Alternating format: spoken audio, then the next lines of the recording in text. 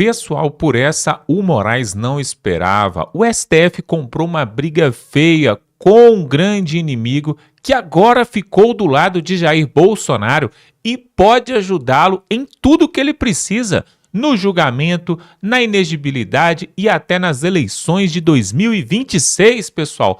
Confira agora o que temos para trazer aqui. Por essa, os ministros do STF não esperavam.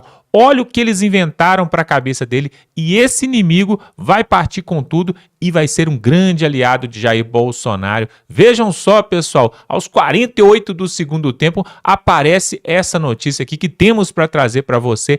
É realmente de cair o queixo, pessoal. Por isso eu quero te pedir para dar um like neste vídeo, pessoal, e se inscrever aqui. Se você ainda não é inscrito, tá perdendo tempo. Nós vamos trazer outras matérias como essa aqui, mas veja agora o que vai trazer o Deltan Dallagnol, aquele mesmo que colocou o Lula na cadeia junto com o Sérgio Moro.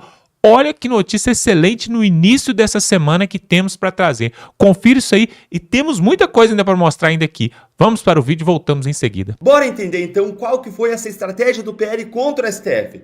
Olha o que saiu aqui na coluna da Bela Megali no jornal O Globo. Olha aí. A estratégia do PL para que a suspensão de ação contra Bolsonaro e Ramagem seja analisada pelo plenário do STF. Eu destaquei aqui uns pequenos trechos para vocês. O partido do Bolsonaro quer que Mota recorra da decisão da primeira turma do STF, que formou maioria para rever a medida adotada pela Câmara, a qual suspendeu a ação contra Ramagem, o ex-presidente e aliados. O PL defende que o presidente da Casa apresente um pedido para que o caso seja analisado pelo plenário, formado pelos 11 ministros do tribunal, em uma sessão transmitida pela TV Justiça. Ou seja, o PL ele quer que o Mota faça algo que ele não demonstrou ter estômago para fazer até hoje, até agora. Levantar a cabeça e enfrentar o Supremo em defesa da Câmara dos Deputados.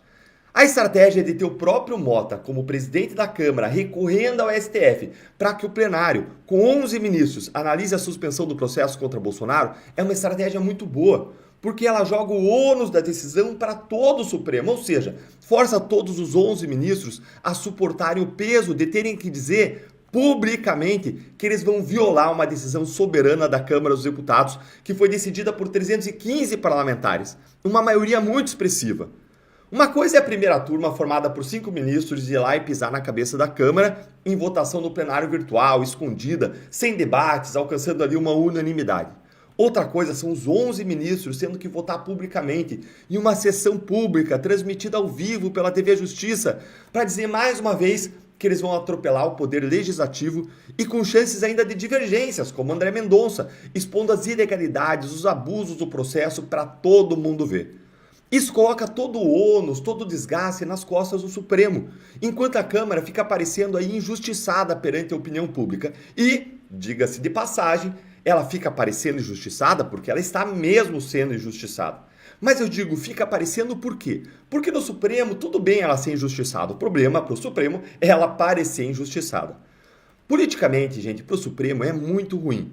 Mas o problema inteiro é que para que isso aconteça, o Hugo Mota ele precisa primeiro decidir enfrentar o Supremo e recorrer. Será que ele vai fazer isso? O Sócrates Cavalcante, que é líder do PL, ele deu a letra aqui sobre a pressão em cima do Mota. Acompanha aí, ó. Quem está sendo desmoralizado com a decisão da primeira turma é o presidente Hugo Mota e os 315 deputados que votaram para suspender o processo. Eu espero que Mota apresente um recurso para pautar no plenário e em sessão pública transmitida pela TV a análise do tema. Ele tem que fazer isso porque nós vemos a decisão da primeira turma como um desrespeito à Câmara. E é aqui que a gente chega ao meu segundo ponto sobre o novo e poderoso aliado de Bolsonaro contra o STF. Gente, é possível que o Mota ele seja obrigado a enfrentar o Supremo sim, porque quem ficou irritado, quem ficou desmoralizado agora foi o Centrão. É a turma que realmente manda no Brasil há décadas. Dá uma olhadinha aí, ó. Líderes do Centrão prevêem acirramento de crise com o STF após decisão que manteve ação contra a Ramagem. Saquei trechinhos bem pequenos aqui, ó.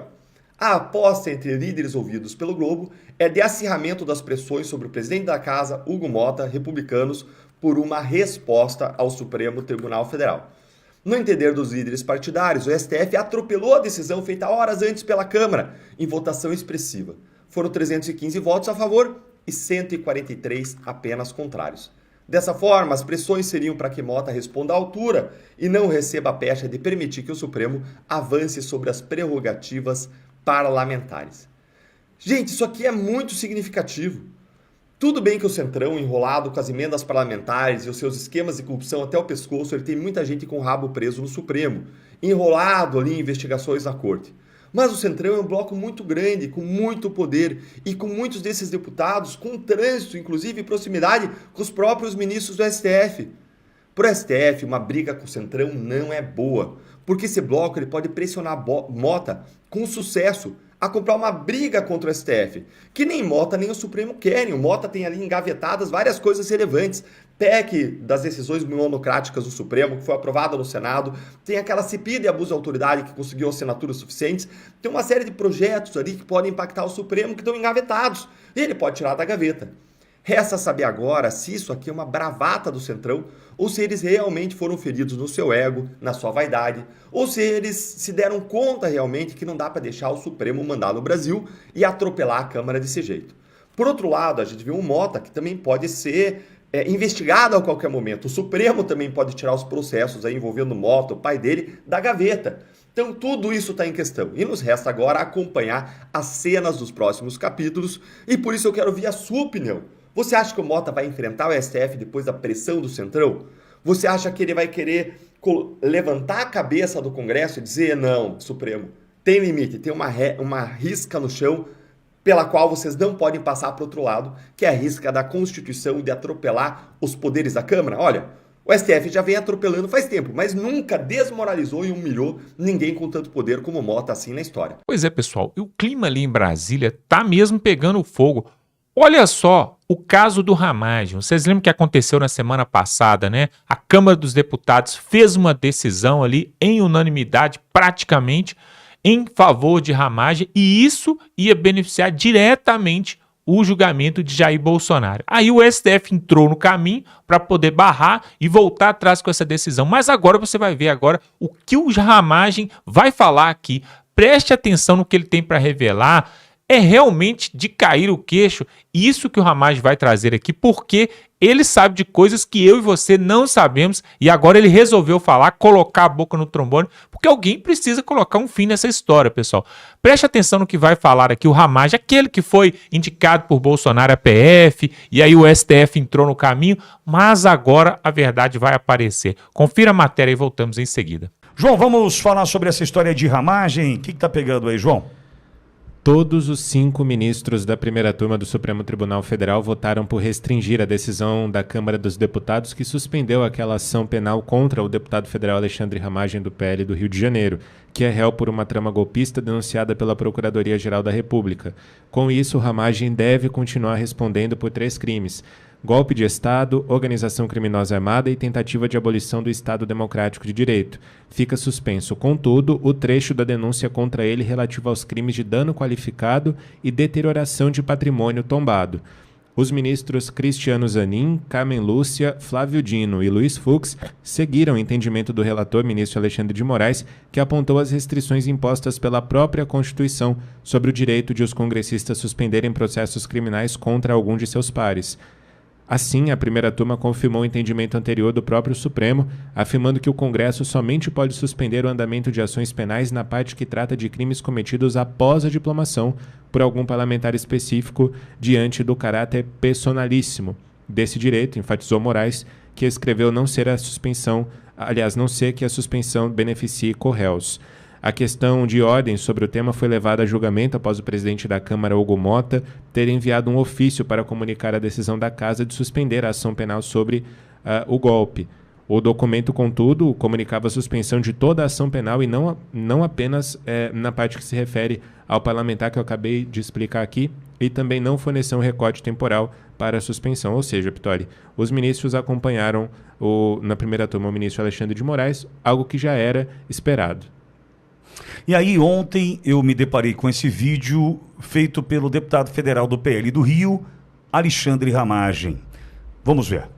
Conforme as notícias, STF diz à Câmara que não pode suspender todo o processo contra Ramagem.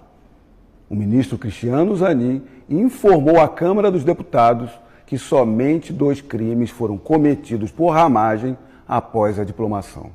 Ou seja, já decidiu sobre uma competência que é da Câmara e já julgou sozinho, por meio de um ofício, sobre a ocorrência de crimes. Isso na constância de uma votação na Câmara exatamente sobre esse tema. Não é uma forma de interferência na Câmara dos Deputados? É mais uma medida do STF contra o Poder Legislativo. Os absurdos só se superam. O fato é que eles não querem permitir que os deputados venham a cumprir um dispositivo constitucional. Não querem que, por meio do voto, decidam sobre a possibilidade ou não da suspensão de uma ação penal de um parlamentar, que está textualmente prevista no artigo 53, parágrafo 3º da nossa Constituição. Tinham que botar um parlamentar nessa ação do golpe, agora eles não querem aceitar as prerrogativas que um parlamentar tem. Para tanto, o STF providenciou uma republicação de uma certidão que é claramente irregular, viciada, por estar em desacordo com o próprio acórdão aprovado por eles. Já começa com uma ilegalidade do ato aqui. Não satisfeitos, por meio dessa nova comunicação à Câmara, vem junto uma decisão do presidente da primeira turma, ministro Cristiano Zanin, de forma antecipada, monocrática, sobre quais crimes serão ou não imputados. Ou seja, já decidiu, fatiou os crimes, sem qualquer julgamento, sem qualquer análise do colegiado, decidiu uma matéria fática, onde nem ao menos existe uma análise de controle de constitucionalidade sequer. A própria denúncia e a decisão do STF de recebimento da denúncia declaram repetidamente que, se há uma organização criminosa, que é um crime permanente, se prolonga no tempo, por definição, ela atuou continuamente até o 8 de janeiro, onde eu já estava diplomado deputado. Inclusive que é a mesma data do tal elo, indicado por eles mesmos, com a violência e grave ameaça do tal crime de golpe. O problema, a preocupação da Suprema Corte está aí. Não há como cindir ou separar esses crimes imputados da atuação até o 8 de janeiro, porque a própria PGR e a decisão de recebimento da primeira turma entenderam e declararam assim.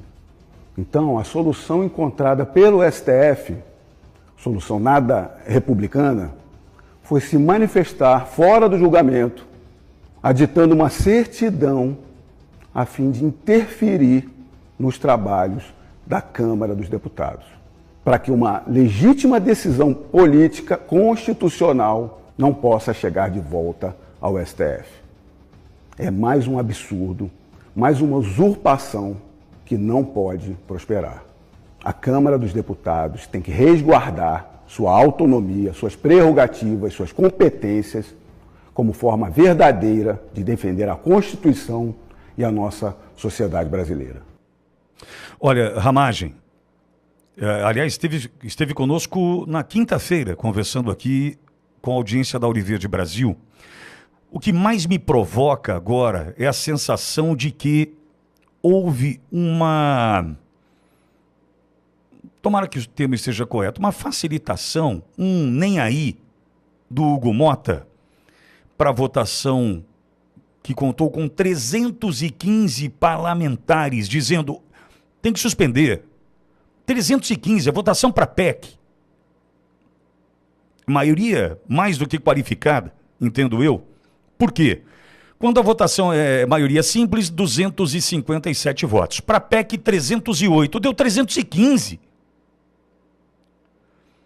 O que mais me provoca agora é a sensação de que Hugo Mota sabia que o que aconteceria nessa primeira turma, deu de ombros e falou assim, votem aí, seus idiotas. É a sensação que eu tenho hoje, tá? Porque eu estou tratando de Hugo Mota. Hugo Mota é o cidadão que, eleito no dia 1º de fevereiro, faz um discurso exemplar. Vai ao jantar na casa de Alexandre de Moraes e sai com o rabinho entre as pernas, entregando o Brasil, representado pelos deputados, mais uma vez devolvendo o Brasil para a mão do judiciário. Está aqui, desculpa, eu fiz um discurso ali atrás, no dia 1º de fevereiro, mas está aqui, judiciário, o Brasil, de novo na mão de vocês. Eu preciso me lembrar que é esse Hugo Mota que viu a votação dos 315 parlamentares e deixou. Eu até disse aqui na semana passada, aqui, diante dessa votação, falei assim, estou achando que o Hugo Mota já combinou isso com o Supremo. Mais ou menos assim, olha, eles não sabem o que fazem. Estão votando isso aqui agora e vão achar o quê? Que podem fazer o que bem entenderem aí no Supremo Tribunal Federal. E pronto, o Supremo mostra mais uma vez que não sabe respeitar a independência e muito menos manter a harmonia entre os poderes. Isso para mim está claro. Isso para mim cristalino. O Supremo Tribunal Federal é o poder que manda no Brasil. Ah, novidade nova, hein, Pittori? Não, mas renovada agora. Renovada agora essa situação.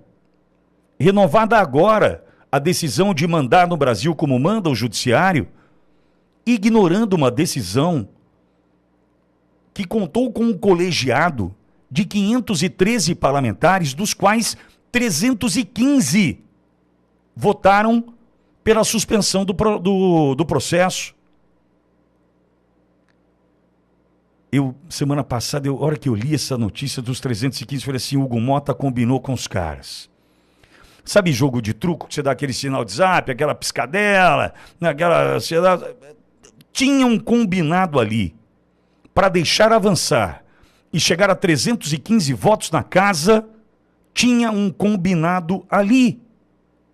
Porque senão eles iam entrar contra, jogar contra, né, dificultar, obstruir, deixar para amanhã. Isso iria acontecer. Só que 315 votos, 143 contrários e 4 abstenções. Como Hugo Mota vai lidar com isso agora? Entendo eu que ele arrumou um outro problema para ele dentro da Câmara. Vai ter que decidir. Amanhã ele vai ter que mostrar o que pensa. Com um detalhe, isso é uma conclusão que eu tiro. Essa é a minha opinião que eu ainda posso ter. Com todas as circunstâncias, todas as situações colocadas à mesa, eu ainda posso ter opinião. Do mesmo jeito que Rodrigo Pacheco fez o que fez com o Brasil e não pautou pedidos de impeachment de ministros do Supremo, protegido estava pelo Supremo Tribunal Federal a ponto de merecer um jantar em homenagem. O mesmo jantar onde Hugo Mota sai com o rabo no meio das pernas. Eu tenho a mesma sensação de que hoje, com essa sensação de que manda no Brasil, o judiciário fala assim, ô Hugo Mota, vem com a gente, entra aqui atrás, a gente te protege, fique tranquilo, mas ó, 315 vão votar, isso vai dar nada, a primeira turma derruba isso aí em um dia. Tá, e aí? Esse cara assumiu dia 1º de fevereiro, ele vai até 1º de fevereiro de 2027, vai ou não vai? Aguenta? Ele aguenta? Ele aguenta mais quase 2 anos de mandato? Ele tem, veja, são 3 meses. Ele tem 21 meses pela frente. Aguenta?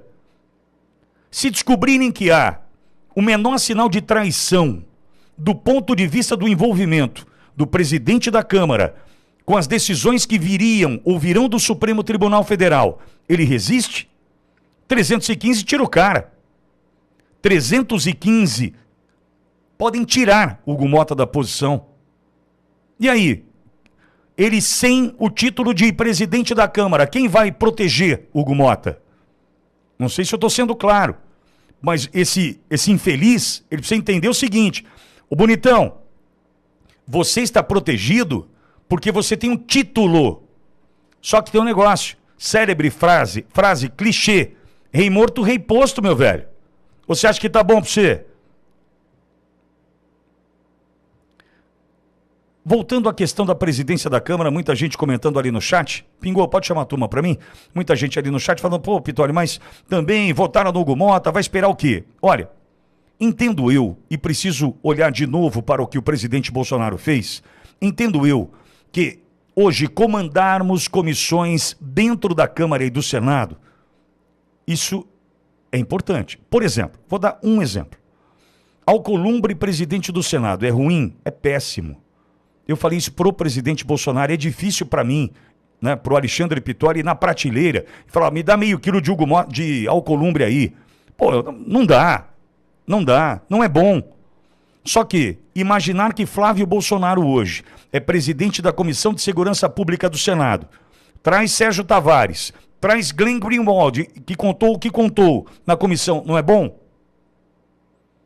Nós teríamos Alcolumbre presidente, teríamos Hugo Mota presidente sem comissões. Então veja, a gente precisa encontrar o lado cheio do copo, é este. As comissões estão aí. Nós não teríamos as comissões e não teríamos a votação do PL da anistia, enfim. Então a gente precisa respeitar a decisão do presidente Bolsonaro e enxergar o copo meio cheio. Agora, é meio cheio do quê, né? De veneno? Pois é, né? E quem diria que o Hugo Mota seria então aí uma carta na manga da direita, do PL e de Bolsonaro, né? Porque o Centrão, que é geralmente ali os partidos que controlam o país há décadas e décadas, agora ficou na parede, ou nas cordas, né? Como assim dizer? Por quê? Eles precisam dar uma resposta agora para o STF quanto a essa questão do ramagem. Olha só que absurdo. O STF, mais uma vez, invadiu os direitos e as decisões ali da Câmara dos Deputados, nesse caso do ramagem. E aí, o Hugo Mota, que é do Partido Republicanos, que é do Centrão, agora está sob pressão e precisa dar uma resposta. Agora, vocês acham que ele vai ficar em cima do muro? Ele vai tender para qual lado? Para o lado do STF, que faz parte do sistema, faz parte do executivo ali junto com Lula, ou para o lado do Centrão? Se vocês não sabem, pessoal, o Centrão é responsável por controlar até os pleitos eleitorais aí no passado, pelo menos politicamente. O Michel Temer fazia parte do Centrão e até hoje ele articula muitas coisas em Brasília. O ex-presidente José Sarney participou de vários governos, ele também era do Centrão. E aí, pessoal, agora não tem jeito. Agora o Hugo Mota vai ter que dar uma resposta. E tudo isso vai corroborar e vai beneficiar o Jair Bolsonaro, o julgamento dele. Agora eu quero saber para que lado que ele vai correr. Se correr, o bicho pega, se ficar, o bicho come. Eu quero que você coloque aqui nos comentários. Você acredita que o Hugo Mota vai ajudar Jair Bolsonaro ou não? O Hugo Mota é dos nossos ou não? Ele vai ser a favor do povo brasileiro? Coloque aqui nos comentários que eu quero saber a sua opinião. Porque dessa vez, pessoal, chega uma hora que a corda arrebenta. Chega uma hora que os ministros do STF vão ter que recuar. Não dá para sair atropelando todos os poderes. Inclusive, até falei já aqui que o Fux, ministro Fux, falou ali durante uma sessão na lata para o Alexandre de Moraes que se existe um poder no Brasil que é maior e soberano do que os outros, é o parlamento. Ele deixou isso claro. Por quê? O judiciário não pode criar leis, não tem essa prerrogativa. O executivo também não pode criar leis, só pode fazer aquilo que for aprovado pelo parlamento. O executivo só pode julgar as leis que foram feitas pelo parlamento. Então, o executivo e o judiciário dependem diretamente do parlamento. Então, por isso que o Fux falou que o maior poder que tem no Brasil é o poder do parlamento. Isso ele falou, pelo menos, pela boca, assim, né? De boca para fora. Porque, na verdade, na prática, a gente tem visto que não é isso que acontece, não. Se as leis fossem cumpridas realmente no Brasil, isso que o Fux falou seria verdade. Porque, uma vez que aqueles que foram eleitos pelo povo ali, os senadores e os deputados, batessem o martelo, o executivo tinha que executar e o judiciário tinha que legislar de acordo, tinha que cumprir essas leis de acordo com aquilo que a Câmara dos Deputados e o Senado fez. Mas isso aí, né, pessoal, é um sonho nosso, né, que isso pode vir a acontecer. Quem sabe? Eu quero te convidar para se inscrever aqui no canal, totalmente gratuito, e você vai ficar ligado nos próximos vídeos que nós vamos trazer aqui. É só se inscrever. Quem não é inscrito não vai receber. Então se inscreve aqui gratuitamente, clica aqui no pontinho e também dá um like nesse vídeo para que outras pessoas possam também acessar esse conteúdo. Vamos ficando por aqui e até a próxima.